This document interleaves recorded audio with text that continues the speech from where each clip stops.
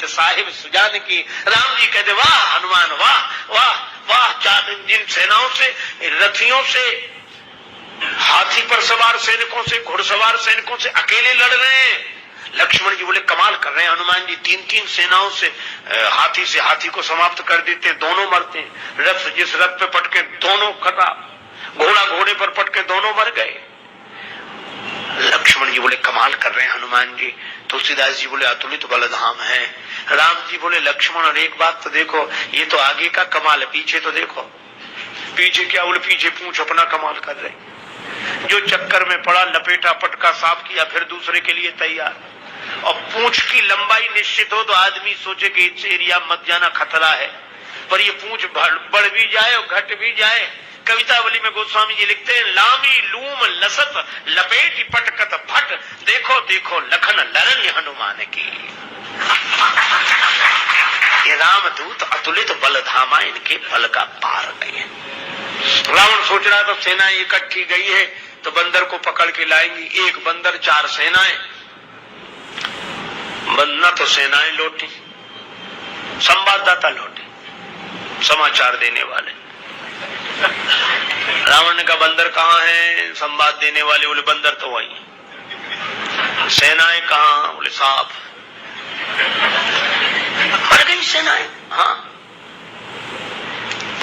क्यों? कहा कि महाराज उस बंदर के सामने टिकना मुश्किल है। जो सामने गए टिके ही नहीं, जाते ही साफ हो गए। रावण बोला वो ना समझते जो सामने गए। सामने अगर नहीं टिक रहे थे तो पीछे से पार करते, चोर हमला करते, पीछे से पकड़ते। संवाददाता बोले नाराज मत होना, आगे वाले तो कुछ देर टिके भी, पीछे वाले तो उतनी देर भी नहीं टिके। कहा पीछे क्या गड़बड़ी होती थी? बोले पूंछ में लपेट कर। रावण बोला चुप, फिर वही पूंछ, मेरे सामने पूंछ का नाम मत लो। संवाददाता बोले नहीं ले रहे। रावण ने सोचा कि इस बार हम भेजेंगे, अमर सेना भेजेंगे। कवितावली में वर्णन है मरने वाली सेना नहीं, अमर सेना, मरेगी नहीं। राम जी के दल में गुप्तचरों से समाचार पहुंचा कि अमर सेना आ रही है। विभीषण जी बड़े चिंतित हुए, राम जी चिंतित हुए, अमर हैं तो मरेंगे नहीं। और राम जी बोले हमारी प्रतिज्ञा कैसे पूरी होगी? निश्चरहीन करो मही, और ये है अमर। हनुमान जी को पता लगा। हनुमान जी बोले प्रभु चिंता मत करो, दास को आज्ञा दो, कल एक नहीं बचेगा। तो बोले अमर हैं, उन्हें मारोगे कैसे? वे अमर हैं। हनुमान जी बोले हम भी अमर हैं। राम जी बोले उन्हें ब्रह्मा जी ने वरदान दिया है कि तुम अमर रहो। हनुमान जी बोले हमें हमारी जानकी माता ने कहा अजर अमर गुण निधि सुत हो। जानकी माता का आशीर्वाद है, आप भी अमर है। लक्ष्मण जी बोले प्रभु इन्हीं को भेजो, ये अमर अमर की लड़ाई ठीक रहेगा। दूसरे दिन आई अमर सेना, हनुमान जी लड़े ही नहीं उनसे। सामने गए, किसी ने हनुमान जी से कहा लड़ते क्यों नहीं, ये अमर सैनिक सामने खड़े। हनुमान जी बोले पहले से पता है कि इन्हें मरना नहीं है, तो जिन्हें मरना ही नहीं है उनसे लड़ने से क्या फायदा? तो कुछ तो करो। हाँ कुछ करते।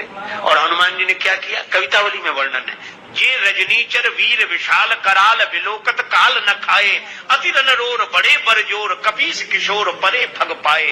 हनुमान जी के दाव में पड़े। हनुमान जी ने बड़ी लंबी पूंछ बढ़ाई पूंछ और सबको इकट्ठे ही लपेटा, लूम लपेट, और पूंछ में लपेटकर आकाश निहारी के, आकाश की ओर देखकर परम संकल्पवान वीर बजरंग बली ने हाँ के हठी हनुमान चलाए। अमर थे, बड़े घबरा गए। मरने वाले से जो नहीं मरते उन्हें ज्यादा चिंता होती।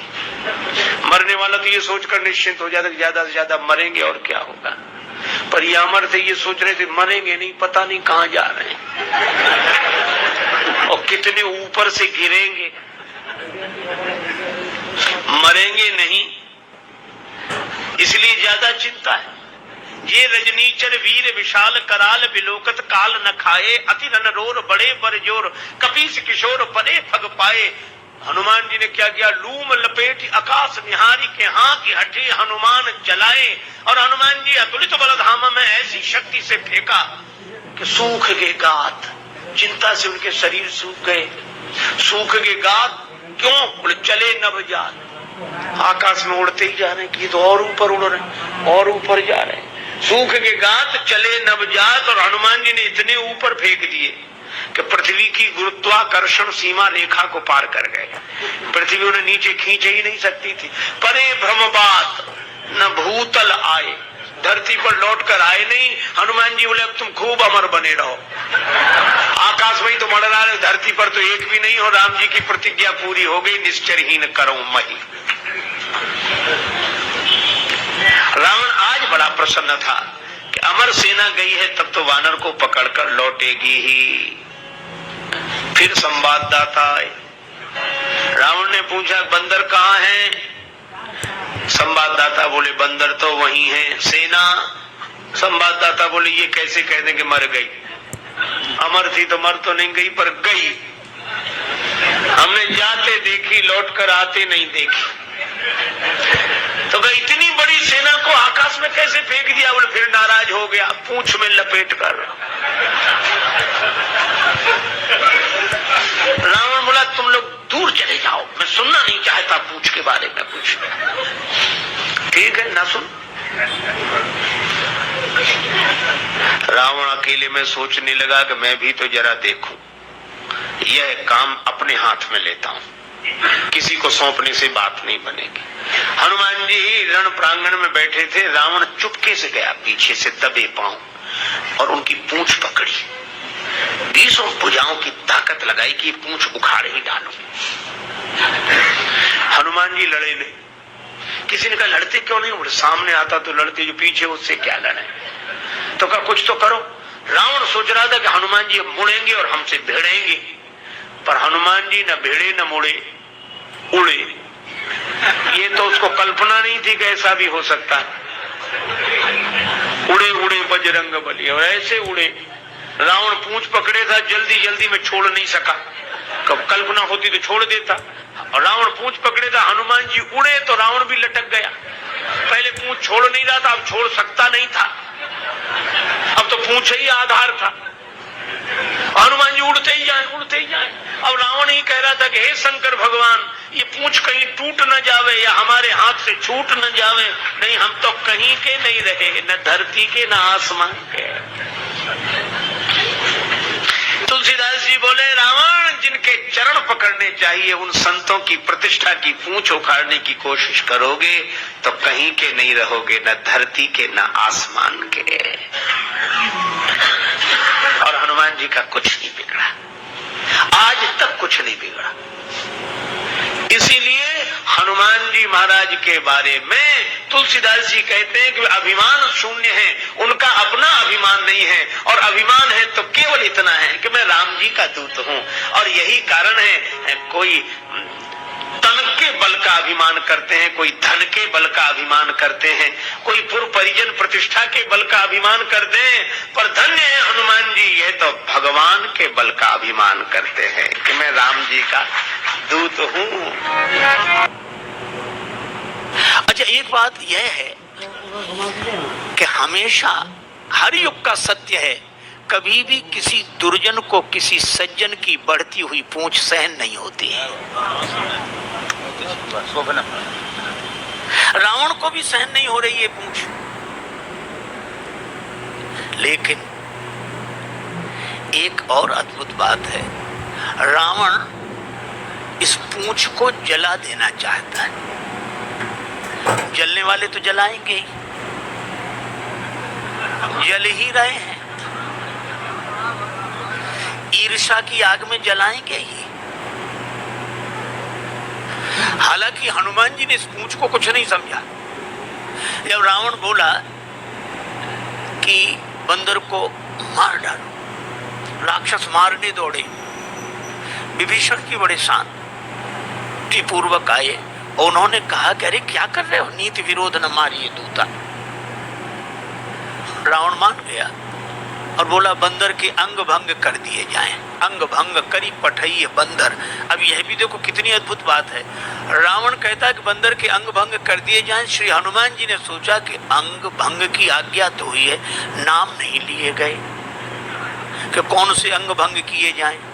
और रावण को अंग भंग करते समय कहीं अपनी बहन शूर्पणखा की याद आ गई कि बंदर के नाक कान काट दो।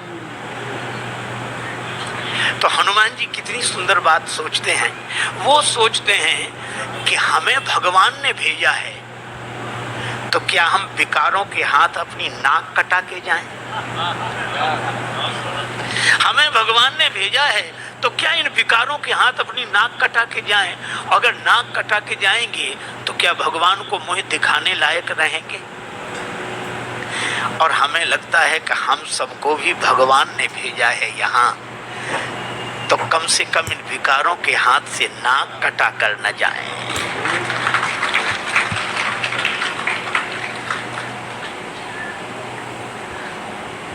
देखो, शूर्पणखा वासना के रूप में आई थी और इस वासना ने बड़ों बड़ों की नाक काट दी।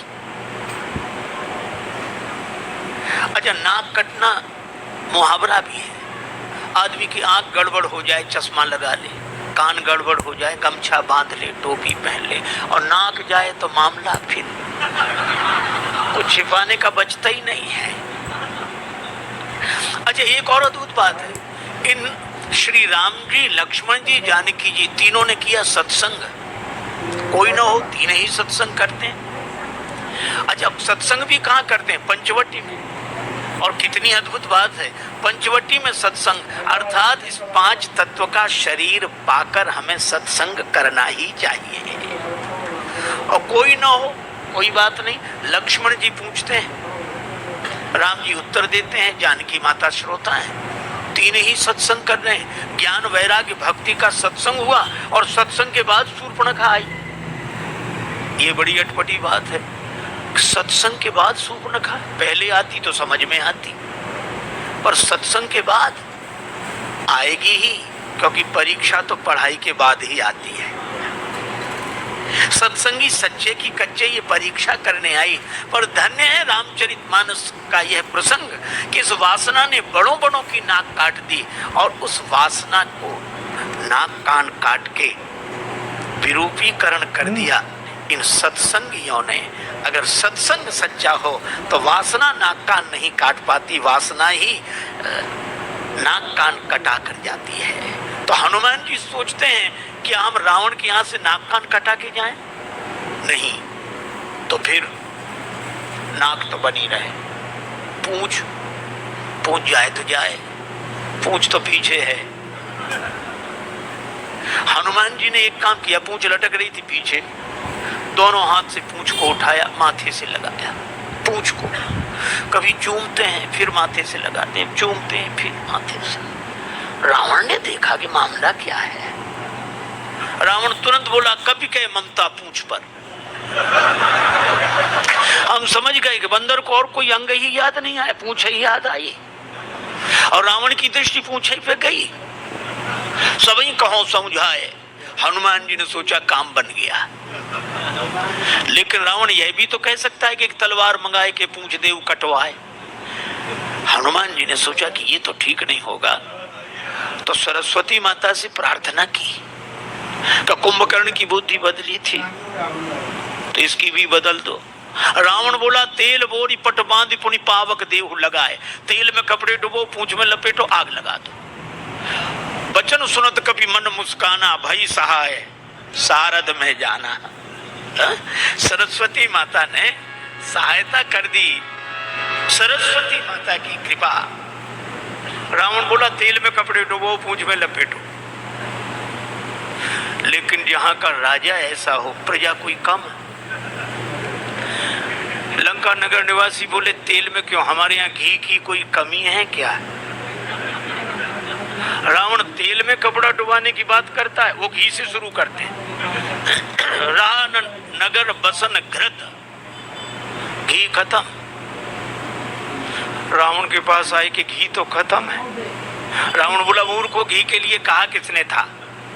राक्षस बोले, हम समझ रहे थे कि बंदर की पूंछ में थोड़ा बहुत लगेगा, वो तो घी तो समाप्त, और पूंछ तो बढ़ती ही जा रही है। तो क्या करें? एक काम करो, तेल बचाए, तेल में डुबो कपड़े। हनुमान जी के पास गए कि घी तो है नहीं, तेल ही है। हनुमान जी बोले जैसी जिसकी श्रद्धा हो ले आओ, हमें सब स्वीकार है। श्री तुलसीदास जी महाराज कहते हैं, रहा न नगर बसन घृत तेला, और बाड़ी पूंछ की न कपि खेला। पूंछ इतनी बड़ी, इसका अर्थ क्या है?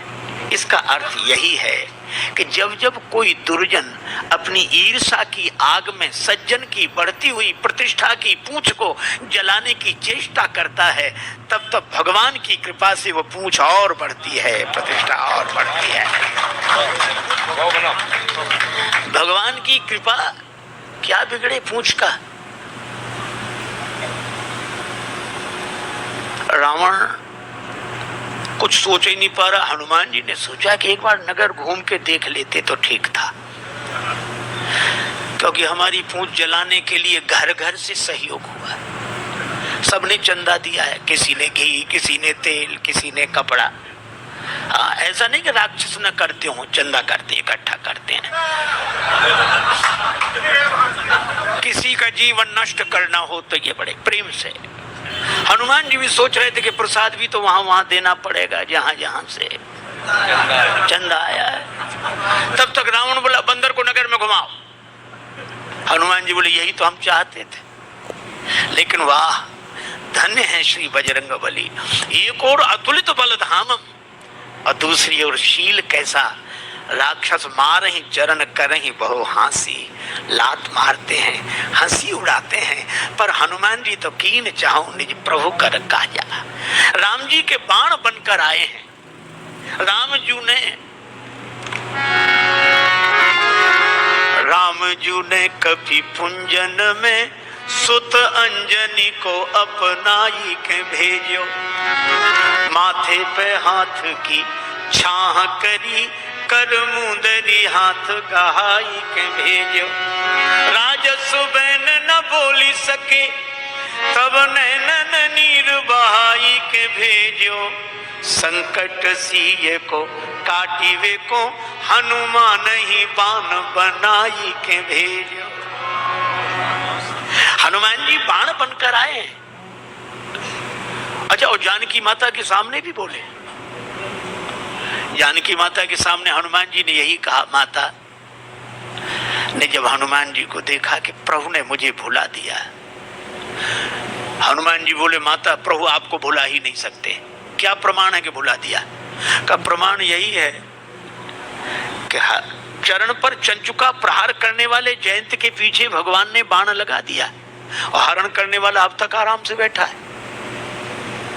हनुमान जी ने कहा कि जयंत के पीछे बाण, उस समय तो प्रभु के पास धनुष बाण नहीं था।